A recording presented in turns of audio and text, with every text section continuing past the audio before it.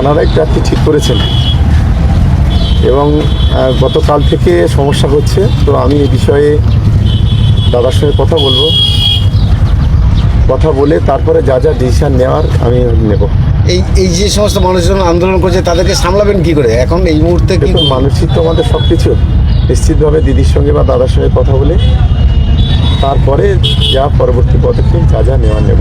আমি মনে করি আমি সকলকে অনুরোধ করবো, দল ক্যান্ডিডেট ঠিক করেছে, এটা নিয়ে যে তাদের যে আবেগ বা তাদের যে যা কথাবার্তা, নিশ্চিতভাবে সেই বিষয়গুলো আমি আমার নেতা অভিষেক বন্দ্যোপাধ্যায়কে বলবো আর দিদিকে বলবো, তারপরে যেটা হওয়া সেটা। দর্শক, গতকাল তৃণমূল কংগ্রেস তার প্রার্থী তালিকা ঘোষণা করেছে। ক্যানিং পূর্বের বিধায়ক শওকত মোল্লা, যাকে মানবাধিকার কমিশনার নটোরিয়াস ক্রিমিনাল আখ্যা দিয়েছে। তো তিনি বারবার বলেছিলেন ভাঙড় থেকে নওশাদ সিদ্দিকীর বিরুদ্ধে লড়বো, আব্বাস সিদ্দিকীর বিরুদ্ধে লড়বো। দল ঠিক করেছে তাকে ভাঙড় থেকে ক্যান্ডিডেট করেছে, আব্বাস সিদ্দিকী এবং নওশাদ সিদ্দিকীর বিরুদ্ধে লড়বে। তো এখন শুনছিলাম ক্যানিংয়ে নাকি সব আন্দোলন হচ্ছে। শওকত মোল্লাকে ক্যানিং পূর্বে তারা দেখতে চায়, ভাঙড়ে দেখতে চায় না। তো ভালো কথা, তিনি দীর্ঘদিন ক্যানিংয়ের বিধায়ক ছিলেন, হতেই পারে এগুলো। তবে যেটা গোপন সূত্রের খবর, আরাবুল ইসলামের মুখ থেকে যেটা শুনলাম আমরা, শওকত মোল্লা সাহেব লোকজনকে টাকা দিয়ে লেলিয়ে দিয়েছেন যে আন্দোলন করতে হবে, কারণ ক্যানিংয়ে তো আমি ছিলাম, ওখানে আমার আসতে হবে, কারণ ভাঙড়ে আর ভাঙড়ের যা বেসিক্যালি পরিস্থিতি, ভাঙড়ে শওকত মোল্লারা খুঁটি গাঁটতে পারবে না। তবে সেটা তো দিক রয়েছে, অন্য দিক রয়েছে, আলোচনার এখন অনেক সময় রয়েছে। মুসলিম সম্প্রদায়ের পবিত্র রমজান শরীফের মাস চলছে, আমাদের যেটা বেসিক্যালি চলছে। গত 1-2 দিন পরে হয়তো মুসলিম শরীফের মাসে ঈদ, যেটা আর কি উদযাপন করি আমরা, বড় পার্বণ বলে আর কি, সবথেকে মুসলিম সম্প্রদায়ের বড় পার্বণ। তো তার আগে কিন্তু দর্শক যেটা আমরা খেয়াল করেছি, দর্শক সেটা না বললে নয়, আন্দোলন তো হচ্ছে, আন্দোলনের মতো করে ভাঙড়ে হয়তো নমিনেশন তুলে নেবে শওকত মোল্লা, ক্যানিং পূর্বে তিনি দাঁড়াবে। কিন্তু দর্শক যেটা আর কি মজার বিষয়, শওকত মোল্লা সাহেব তো বিরাট দাপটের নেতা, নটোরিয়াস ক্রিমিনাল, বিরাট দাপটের নেতা। কিন্তু দেখছিলাম দর্শক, যখন মিডিয়াতে বাইক দিচ্ছিলেন, নিশ্চয়ই আপনারা খেয়াল করেছেন বা খেয়াল রেখেছেন, আমিও দর্শক নজর রাখছিলাম যে কি বলে, আমি শুনবো, কারণ প্রতিটা মুহূর্তে তো শুনি। তবে দর্শকের চোখ মুখের অবস্থা একই হাল, বুঝতেই পারছি শওকত মোল্লার চোখ মুখের অবস্থা একই হাল। আপনারা একটু খেয়াল করুন, ভিডিওটি দেখুন, ওর চোখ মুখের অবস্থা একই হাল, মানে গভীর চিন্তায় রয়েছে। ভাঙড়ে যে তার হার নিশ্চিত, এটা কিন্তু আর বলতে বাকি রাখে না। আমি তো ভাবছিলাম ওনার এই কথার দিকে আমি ভিত্তি দিচ্ছি না, কথার দিকে আমি ফোকাস রাখছি না, আমি ফোকাস রাখছিলাম ওর যে ফেস, ওর যে মুখের ফেস, ওই দিকে আমি নজর রাখছিলাম বা নজর রেখেছিলাম। আপনারা নিশ্চয়ই রেখেছিলেন। ওর চোখ মুখের অবস্থা, ওনার ওই চোখ মুখের অবস্থা ও কী হাল, মানে বিরাট চিন্তার মধ্যে রয়েছে। কারণ দর্শক, ভাঙড়ে যেটা বলা হচ্ছে, ভাঙড়ে একতরফা ভোট হবে। হয়তো গণনা কেন্দ্রে গিয়ে হয়তো তারা লুট করতে পারে, কিন্তু যেটা খবর আইএসএফের তরফ থেকে আমরা পাচ্ছি বিভিন্ন নেতৃত্বের সঙ্গে কথা বলে, ভাঙড়ে যেটা পরিস্থিতি হয়ে আছে, আইএসএফ ছাড়া ভাঙড়ে তৃণমূল কংগ্রেসের কর্মীরা তারা আইএসএফ ছাড়া করবে না, কারণ সরকার বিরোধী সেখানে। আর দল তাকে না জানিয়ে টিকিট দিয়েছে। আবার বলছিলেন দিদির সঙ্গে কথা বলবো, দাদার সঙ্গে কথা বলবো, মানে অভিষেক বন্দ্যোপাধ্যায়ের সঙ্গে কথা বলবে, দিদির সঙ্গে মুখ্যমন্ত্রীর সঙ্গে কথা বলবে, যাতে করে আমাকে ওখানে ক্যান্ডিডেট না করে ক্যানিং পূর্বেতে করুন। কারণ ওখানে তো ক্যান্ডিডেট করে লক্ষাধিক ভোটে হারবে, কারণ ওখানকার মানুষের যা পরিস্থিতি করে রেখেছে সরকার, মানে ছোটো ছোটো বাচ্চাদের মানে বাপকে কেড়ে নিয়েছে, মেরে দিয়েছে, মার্ডার করেছে। কদিন আগে রাজ্জাক মোল্লা তাদের দলের লোক আর কি, তার বিরুদ্ধে অভিযোগ, তানাকে পর্যন্ত নাকি খুন করিয়েছে এই শওকত মোল্লারা, মানে তানাকে নাকি খুন করেছে শওকত মোল্লারা, যদিও এখন কোনো ভিত্তি আমাদের কাছে নাই, তারপরেও যে অভিযোগ।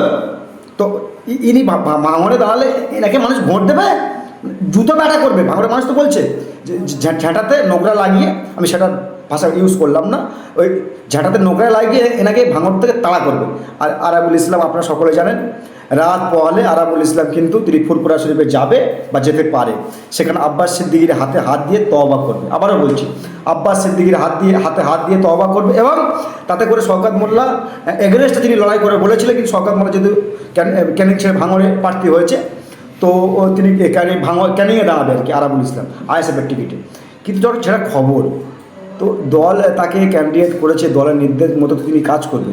তিনি দাদার সঙ্গে কথা বলবে কি কথা, মানে দীর্ঘদিনের বিধায়ক, বিরাট নিজেকে মস্তান দাবি করে, বিরাট বড় নটোরিয়াস ক্রিমিনাল, আর বলবোই না বা কেন আমরা যাকে সার্টিফিকেট দিয়েছে ওই মানবাধিকার কমিশনার সার্টিফিকেট নট ক্রিমিনাল, আর মুখ্যমন্ত্রী তার নেত্রী তাকে বলেছেন তুই তো বোম বাঁধিস। তো তিনি বোম বাঁধে, তো তার বিরুদ্ধে মানে যে অভিযোগ তিনি বোম বাঁধেন, তিনি আবার কী করবেন? তো তাই তো ভাঙড়ের মানুষ ঐক্যবদ্ধ হয়ে আবারও বলছে তৃণমূল যারা কংগ্রেস করে, প্রকৃত তৃণমূল কংগ্রেস যারা করে তারা সরকারকে ভোট দেবে না। তো এইসব কথা সরকারকে আগে ভাবা দরকার ছিল। ভাঙড়ে এসে বড় বড় ভাষণবাজি এসব কথা আগে ভাবার দরকার ছিল, যে দল যদি আমাকে ক্যান্ডিডেট করে ভাঙড়ে আমি জিততে পারবো তো। তাহলে দর্শক এই কথাগুলি আমার তো দর্শক রাগ হচ্ছে, যদিও আমি এই প্রতিবেদন তৈরি করছি, তারপরেও রাগ দেখানোটা উচিত নয়, কিন্তু আমার তো রাগ হচ্ছে এটাই যে এই ব্যক্তিটা কয়েকদিন আগে প্রার্থী ঘোষণার আগে বলেছিলেন যে আমি ভাঙড় থেকে অভিষেক বন্দ্যোপাধ্যায়কে বলবো, ভাঙড় থেকে লড়াই করবো। আর যখন অভিষেক বন্দ্যোপাধ্যায় ভাঙড়ে প্রার্থী করেছে, চোখ মুখের অবস্থা করে চোখ ঢুকে গিয়েছে, মানে 3 মাস খায়নি, মানে 3 মাসই খায়নি, মানে যা পরিস্থিতি আপনারা নিশ্চয়ই খেয়াল রেখেছেন। আমিও রাখছিলাম কী হবে, সুসাইড করে নেবে না তো? আমি তো ভাবছি যে ভোট রেজাল্টের পরে যখন দেখবেন যে 1 লক্ষ ভোটে ইনি হেরে গিয়েছে, আবারও বলছি ভোট লুট করা ছাড়া শওকত মোল্লারা ভাঙড়ে জিততে পারবেন না। আবারও বলছি গণনা কেন্দ্রে কেড়ে নেওয়া ছাড়া ইনি জিততে পারবেন না। বেসিক্যালি আরও তৃণমূলের অনেক ভালো নেতা রয়েছে, আমরা তার সমালোচনা করব না, কিন্তু এই ব্যক্তি ওই ভোট লুট করা গণনা কেন্দ্রে ছাড়া ইনি কিছু করতে পারবে না, কারণ ভাঙড়ে একতরফা ভোট হবে। তো দেখছিলাম ইনি নাকি দাদার কাছে জানিয়েছেন, দিদির কাছে জানিয়েছেন তিনি ওখান থেকে ক্যান্ডিডেট হবে না। মানে ভোট ঘোষণা হয়েছে, খালি মাত্র দেয়াল লেখা চালু হয়নি, প্রচার মিটিং মিছিল হয়নি, এর মধ্যে ভয় লেগে গিয়েছে, মানে বুকে এত ভয়। আগে তো ভাবার দরকার ছিল শওকত সাহেব, আমি আপনাকে সম্মান রেখে বলছি, আপনি একটি বিধায়ক, জনপ্রতিনিধি, তো বেসিক্যালি আপনার মুখে এরকম কথা মানায় না, কিন্তু যে দিদিকে বলবো দাদাকে বলবো, মানে আপনার মুখে বেসিক্যালি মানায় না। তো দর্শক যেটা খবর আর কি, এই খবর আমাদের কাছে এসছে। অপরদিকে আরাবুল ইসলাম কাল ফুরপুরা শরীফে যাবে, আইএসএফে জয়েন করবে। তবে আমাদের একটাই বক্তব্য, ভাঙড়ে জিততে পারবে তো, মানে 1 লক্ষ ভোটে হারবে, মানে ওনার চোখ মুখের আকৃতি আমি দেখছি খালি। এই কথাটা কেন বারবার বলছি, মানে যদিও বলা উচিত হয়নি আমার, তো ব্যক্তি আক্রমণ আমি করছি না, যদি একটা জনপ্রতিনিধি বিধায়ক সম্মান রেখে বলছি, মানে চোখ মুখের অবস্থা না ঢুকে গিয়েছে। দেখুন সাইডে যারা রয়েছে তাদের অবস্থাটা দেখুন, আর ওই নটোরিয়াস ক্রিমিনালের অবস্থাটা দেখুন, চোখ মুখের হাল করে ফেলেছে।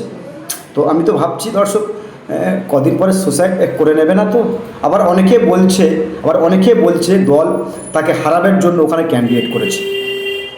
আবার অনেকে বলছে দল হারাবার জন্য ক্যান্ডিডেট করেছে, কিন্তু যেটা খবর আমাদের কাছে এসছে, তো যে খবরটা আমাদের কাছে এসছে, শওকত মোল্লা নাকি ভোট লুট করবে ওখানে, ভোট লুট করবে। তো আইএসএফের যারা ছেলেরা রয়েছে ওখানে, নেতৃত্বরা রয়েছে, সব সেজে রয়েছে। ওটা ক্যানিং নয় যে মস্তানি করবে, চামড়া গুড়িয়ে ফেলবে আইএসএফের ছেলেরা ওখানে। মানে এত ক্ষিপ্ত করে আপনি রেখেছেন কেন? এই কথাগুলি বলছি, চামড়া আপনাকে গুড়িয়ে ফেলবে। এত আপনি মানুষের অধিকার কেড়ে নিয়েছেন, ঘর আপনি লুট করেছেন। এই 2021 সালে রমজান শরীফের মাস ছিল, সেখানে টিউবওয়েল পর্যন্ত আপনি ভেঙে দিয়েছেন আইএসএফ করার অপরাধে। তো আপনাকে ঠিক সাইজ করে দেবে ভাঙড়ের মানুষরা। আমি বলছি কোনো মারার পক্ষে আমি নয়, আমি চাই মানে সংবাদ মাধ্যমে তার মতো করে খবর করুক, বা সংবাদ মাধ্যম নিরপেক্ষ জায়গাতে খবর করুক। তো আমি বলছি না হাড় গুঁড়ো করে দেবে নাকি। এখনও বলছি, আবারও বলছি, মারার পক্ষে আমরা না, তবে যে জ্বালাটা লাগিয়ে রেখে সাধারণ মানুষের, তো এনাকে দেখে নেবে। দর্শক যেটা বলার বলবেন, আর নজর রাখবেন আপনার কণ্ঠ, আপনাদের কণ্ঠ ইনসাফ টিভিতে।